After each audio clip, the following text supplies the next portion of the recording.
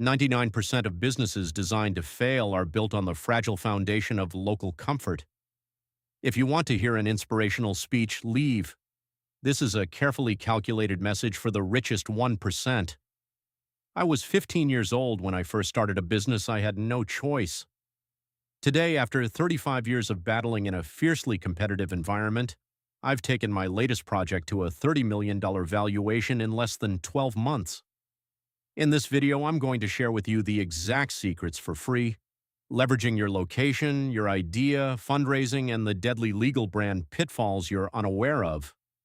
You only have 5 minutes to prove your persistent thinking ability, or you'll forever be just a cog in someone else's machine. The global economy doesn't wait for the hesitant. Before we unlock the plan, how old are you, and what is the biggest financial barrier preventing you from building your empire right now? Section 1. The geographic arbitrage of wealth. Most entrepreneurs commit the cardinal sin of starting a business where they were born. This is emotional thinking, not strategic thinking. The elite understand a concept called geographic sovereignty.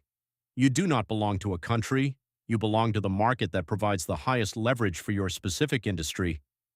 Consider the Silicon Valley mindset. Mark Zuckerberg did not stay in a dorm room in Massachusetts. He moved to San Francisco because that is where the gravity of capital is strongest. If you are building a technology platform and you are not positioned where the venture capitalists eat lunch, you are playing the game on maximum difficulty for no reason. Then there is the Hong Kong protocol. If you are focused on manufacturing or the massive shift of wealth toward the east, Hong Kong is your fiscal sanctuary. While the average person in the West complains about 30 to 50% taxation, the visionaries in Hong Kong operate on a flat 15% corporate tax rate with no double taxation on dividends. This is not just a tax break, it is a compounding weapon. That extra 20% of retained earnings is the fuel you use to outspend and outscale your competitors into extinction. However, the real secret known only to the hardware elite is Shenzhen. While the world sleeps, Shenzhen breathes innovation. 90% of the world's patents are birthed in this ecosystem. It is the only place on Earth where you can go from a napkin sketch to a physical prototype in 48 hours. If you are broke, the system tells you to stay home and save. I tell you to use the system against itself. Apply for accelerators in these hubs.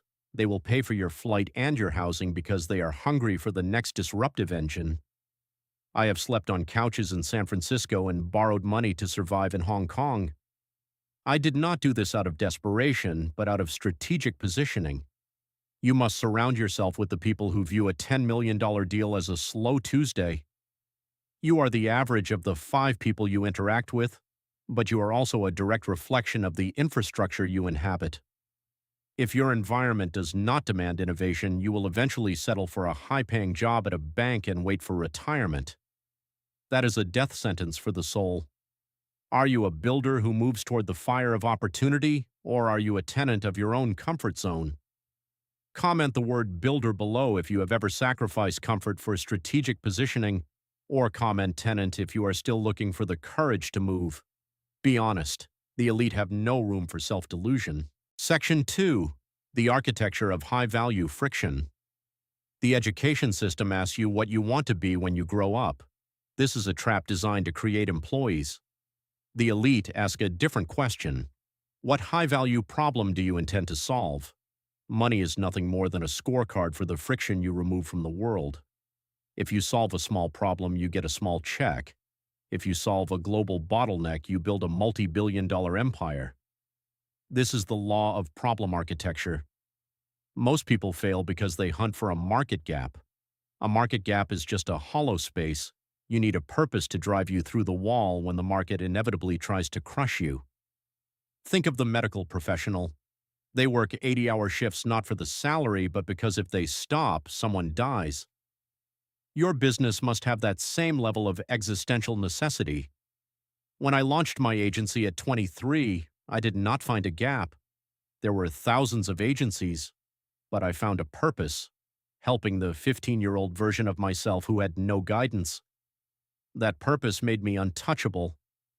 I was in Hong Kong in 1997 when the British were handing the territory back to China. While every average investor was fleeing in fear of communism, I stayed and built.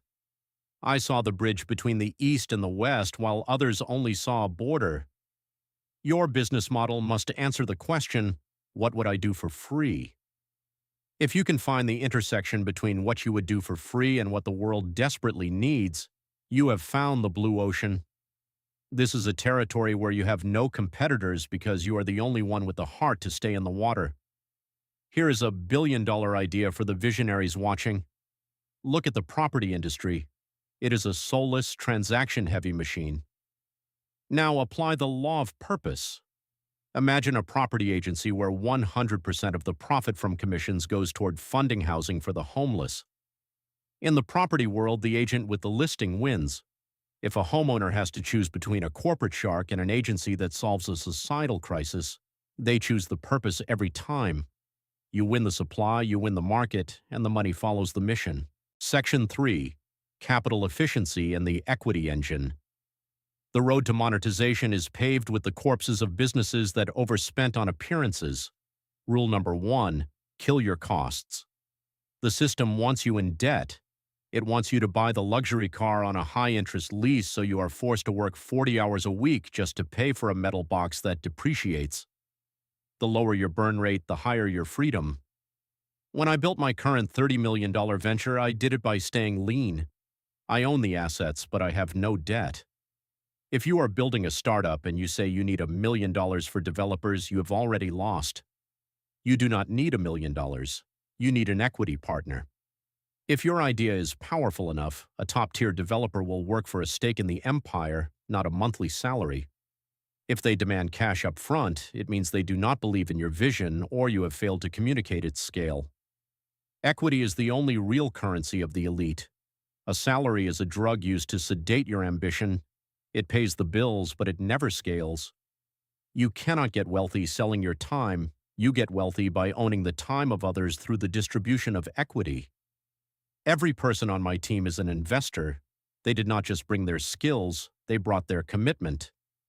This creates an army of owners, not a collection of employees. When everyone in the room has skin in the game, you don't need to manage them. They manage themselves because their net worth is tied to the success of the mission. Tell me about the one dream you buried because the system told you it was too risky or that you needed a stable job first. What was the exact moment you let someone else's fear become your reality? Write it down. Acknowledging the pain of the past is the first step toward reclaiming your future. Section 4. The law of competitive synergy. Business schools teach you that competitors are the enemy. This is amateur thinking. The elite know that 1 + 1 = 11. In every venture I have scaled, my biggest breakthroughs came from partnering with my rivals. When I ran my agency, I didn't hide from the global giants like Ogilvy. I befriended their CEOs. When they had a client that was too small for them or had a conflict of interest, they handed that business to me on a silver platter. I didn't spend $1 on marketing for those leads. I used the halo effect of their multi-billion-dollar brand to build my own. Look at the PayPal mafia. Elon Musk had a company competing directly with them. Instead of a war of attrition that would have drained both sides, they merged. They realized that owning 20% of a giant is better than owning 100% of a ghost. This also applies to your clients. Your best clients should be your expansion partners. If you are providing immense value, they will fund your move into new markets. I have opened international offices entirely on the capital of a single client who wanted me to be there for them. This is how you scale without dilution. You use the client's capital to build your infrastructure, and in exchange, you give them a period of exclusivity. It is a value exchange that bypasses the need for predatory lenders, but you must also master the power of no. Most businesses die of indigestion, not starvation. They take on the wrong clients, the wrong investors, and the wrong staff because they are hungry for short-term cash. One bad investor can act like a virus in your cap table, preventing elite institutional money from ever touching you in the future. If the person across the table does not align with your moral code or your 10-year vision, decline the check. A small, clean business with high cash flow is a fortress. A large, messy business with bad partners is a prison. Section 5. The exit and the fortress. Raising money and selling a company are two sides of the same coin. The secret to both is the same: do not need them. The moment you need to sell, you have lost your leverage. I did not want to sell my agency to PricewaterhouseCoopers. I was making a healthy monthly profit and using that capital to seed other ventures. Because I didn't need the exit, I was able to negotiate from a position of absolute power. The same applies to raising capital. Never ask for money, ask for advice. It is a fundamental glitch in human psychology. When you ask for money, people look for reasons to say no and give you advice instead. But when you ask for advice from an experienced investor, they feel valued. They become emotionally invested in your journey. If the advice is good and the plan is solid, they will eventually ask you how they can get involved. You want the investor to pitch you on why you should take their money. Now we must address the fortress, the legal and accounting infrastructure. Most entrepreneurs find this boring. That is why most entrepreneurs are broke by the age of 50. You need to understand the difference between a contract and a relationship. Paper will always accept ink. If someone intends to steal from you, a piece of paper will rarely stop them. The best defense is speed and execution. However, you must protect your territory. The one area where you cannot afford to be lazy is trademarks. Your brand name is your flag. If you do not own the trademark in the markets where you operate, you are building your house on someone else's land. I have seen founders lose everything because they didn't spend the few $100s required to register their mark. They grew the business, made millions, and then received a cease and desist order that forced them to hand over every penny of profit to the person who owned the name. Do not play games with your intellectual property. It is the only thing that separates a business from a hobby. Your accounts are your vital signs. Take 10 minutes every single day to look at your ledger. Do not delegate the understanding of your numbers to an accountant. You can delegate the filing, but you must own the insight. Cash flow is the oxygen of your empire. You can survive for a long time without profit, but you will die in seconds without cash. Section 6. The philosophical wrap-up and the bonus. True wealth is not about the number in your bank account. It is about the distance between your daily life and your obligations to things you hate. We build businesses not just to accumulate capital, but to buy back our sovereignty. The average person spends their life selling their hours to pay for their debts. The visionary spends their life building assets that buy their hours back.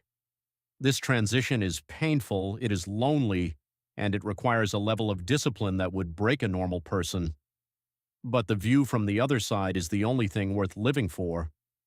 As for those of you still watching, you have proven you are not part of the distracted masses. Here is a hard truth that most gurus will never tell you. Success will not make you happy, but it will give you the resources to solve the problems that make you unhappy. Most people stay poor because they are waiting for a perfect moment or a perfect feeling. The elite start before they are ready, they work while they are hurting, and they finish while everyone else is sleeping. If you have integrated this blueprint and you are ready to execute on these laws, I want you to leave a mark. Comment the words "I am awake" below to signal that you have moved past the illusions of the system. This has been the Visionary Lab. Do not just watch this. Go trademark your name. Go kill your unnecessary costs. Go move to the market where your industry lives. The world is a game of chess. Most people are the pieces. Be the player. Like this transmission if it provided real value. Share it with the one person you trust to build an empire with. Subscribe to join the 1%. The next video on your screen is your next tactical objective. Click it and keep building. I will see you at the top.